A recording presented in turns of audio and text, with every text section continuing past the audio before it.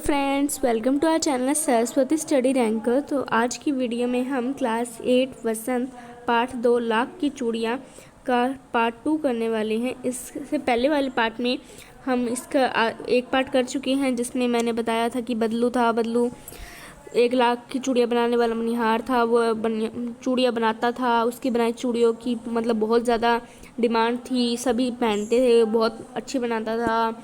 और मतलब बस यही था, शादी में वो करता था। वैसे बहुत भोला था। सब हमने कर लिया कि वो उससे अनाज करता था, बाटर सिस्टम चलता था एंड एक्सेट्रा एक्सेट्रा हम पिछले वाले पार्ट में कर चुके हैं। तो अगर आपने मेरा पहले वाला पार्ट नहीं देखा है तो आप वो देख लीजिएगा। मैं उसकी लिंक डिस्क्रिप्शन बॉक्स में प्रोवाइड कर दूँगी आपको। तो चलिए, अब हमने पिछली वीडियो में देख लिया था कि जो लेखक है वो जब फिर से 8 से 10 सालों बाद जब गया था बदलू के पास, तब उसे क्या हुआ। जब गांव गया तो उसे लाख की चूड़ियाँ बहुत ही कम हाथों में दिखाई दी और कांच की चूड़ियाँ ही ज़्यादातर दिखाई दी। फिर वो बदलू के पास गया तो देखो, अतः शाम को मैं घूमते घूमते उसके घर चला गया। बदलू वही चबूतरे पर नीम के नीचे एक खाट पर लेटा था। नमस्ते बदलू काका, मैंने कहा। नमस्ते भैया, उसने मेरी नमस्ते का उत्तर दिया और उठकर खाट पर बैठ गया। परंतु उसने मुझे पहचाना नहीं और देर तक मेरी ओर निहारता रहा। मैं हूँ जनार्दन काका, आपके पास से गोलियां बनवाकर ले जाता था। मैंने अपना परिचय दिया। बदलू फिर भी चुप रहा, मानो वह अपने स्मृति पटल पर अतीत के उतार रहा हो। और तब वह एकदम बोल पड़ा, आओ आओ लल्ला, बैठो। बहुत दिन बाद गांव आए। हाँ, इधर आना ही नहीं हो सका काका, मैंने चारपाई पर बैठते हुए उत्तर दिया।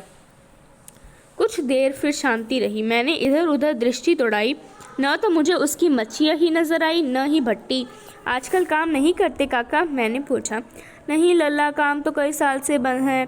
मेरी बनाई हुई चूड़ियों की पूछे तब तो गांव गांव में कांच का प्रचार हो गया है। वह कुछ देर चुप रहा, फिर बोला, मशीन युग है ना यह लल्ला। आजकल सब काम मशीन से होता है, खेत भी मशीन से जोते जाते हैं। और फिर जो सुंदरता कांच की चूड़ियों में होती है, लाख की चूड़ियों में कहाँ संभव है। लेकिन कांच बड़ा खतरनाक होता है, बड़ी जल्दी टूट जाता है, मैंने कहा। नाजुक तो फिर होता ही है लल्ला। कहते कहते उसकी खांसी आ गई और वह देर तक खांसता रहा। मुझे लगा उसे दमा है। अवस्था के साथ साथ उसका शरीर ढल चुका था। उसके हाथों पर और माथे पर नसें उभर आई थी। जाने कैसे उसने मेरी शंका भांप ली और बोला, दमा नहीं है मुझे, फसली खांसी है। यही महीने 2 महीने से आ रही है, 10-15 दिन में ठीक हो जाएगी। तो बच्चों देखो अब क्या हुआ। जो लेखक है वो गया। फिर उससे पहले तो बदलू ने उसे पहचाना नहीं कि ये कौन। फिर उसने परिचय दिया, तब उसे थोड़ी देर बाद याद आया, अरे ये लल्ला। फिर उसने कहा, आओ लल्ला, बैठो बैठो। फिर उसने मतलब शांति रही। फिर उसने कहा, लेखक ने पूछा कि क्या हुआ काका, आजकल काम नहीं करते क्या। फिर उसने कहा, नहीं, मेरा तो काम बहुत सालों से बंद हो गया है। आजकल मेरी बनाई चूड़ियों की पूछ ही कहाँ रह गई है। मेरी बनाई चूड़ियों को कोई पूछता ही नहीं है। हर गांव में ना कांच की चूड़ियां ही पहनने का प्रचार चालू हो गया है। और फिर आजकल मशीन में क्या है, सुंदरता बहुत होती है ना, वो लाख की चूड़ियों में कहाँ होती है। फिर वो कहता है कि लेकिन ना, कांच है वो बहुत खतरनाक होता है, वो बहुत जल्दी टूट जाता है। और फिर उसे खांसी आ गई। तो फिर उसे लगा कि लेखक को कि शायद उसे दमा है। और उम्र के साथ साथ उसका शरीर भी ढल चुका था और उसके माथे पर नसें भी उभर आई थी। लेकिन उसे ना मतलब बदलू ने उससे समझ लिया था कि उसने कहा कि नहीं नहीं, मुझे दमा नहीं है, यह तो सिर्फ एक नॉर्मल खांसी है, फसली खांसी है। ये तो थोड़े दिनों 2-3 महीनों से आ रही है, 10-15 दिन में ही ठीक हो जाएगी। फिर आगे देखो। मैं चुप रहा। मुझे लगा उसके अंदर कोई बहुत बड़ी व्यथा छिपी है। मैं देर तक सोचता रहा कि इस मशीन युग ने कितने हाथ काट दिए हैं। कुछ देर फिर शांति रही तो मुझे अच्छी नहीं लगी। फिर क्या हुआ बच्चों कि उसे मतलब लेखक ने सोचा उसकी व्यथा तो बहुत मतलब वो टेंशन में तो है, उसे लेखक को पता चल गया। फिर चलो आगे देखो,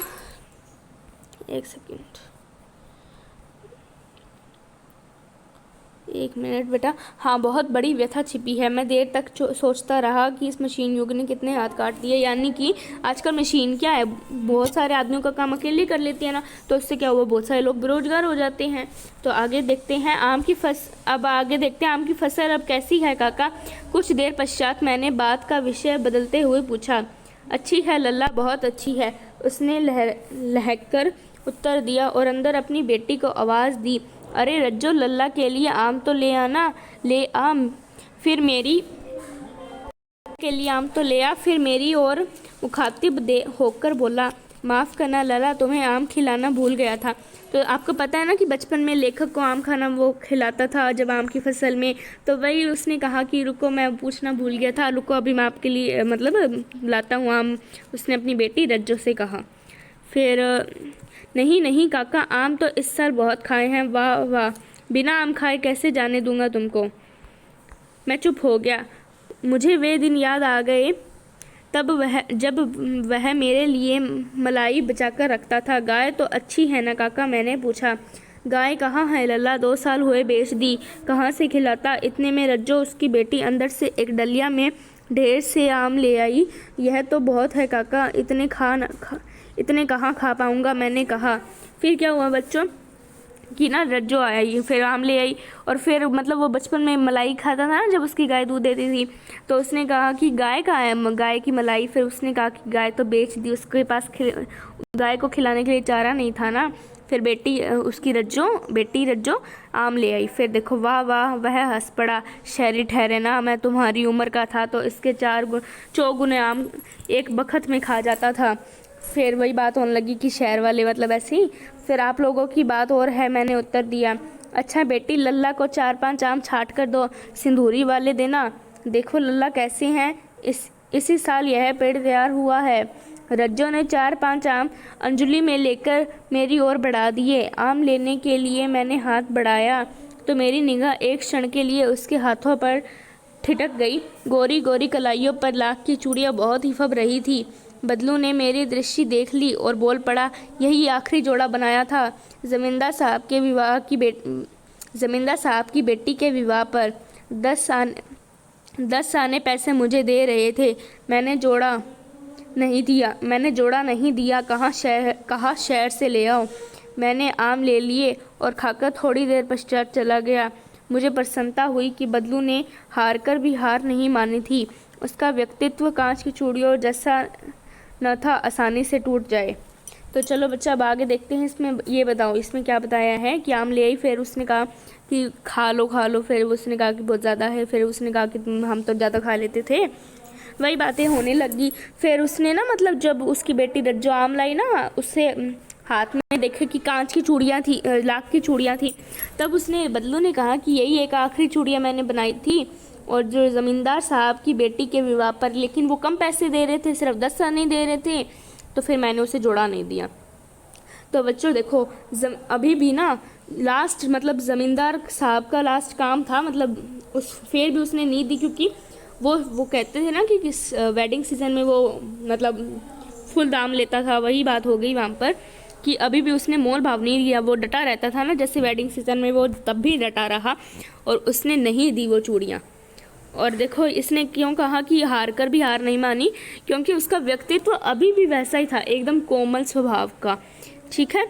फिर इसमें कामता नाथ ने लिखा है, तो इसी चैप्टर में है कि यही बताया कि पहले मतलब जब से मशीनों का युग चालू हुआ है तब से ना मतलब बहुत सारे लोग बेरोज़गार हो गए हैं। जैसे एक बदलू का एग्जाम्पल था, ऐसे बहुत से बदलू काका हैं जो बेरोज़गार हो गए थे मशीनी युग से। तो देखो आपने देखा कैसे बदलू काका बीमार रहने लग गए थे, कैसे उन्हें अपनी गाय बेचनी पड़ी थी, उनका काम बंद हो गया था, क्यों? सिर्फ मशीनी युग की वजह से।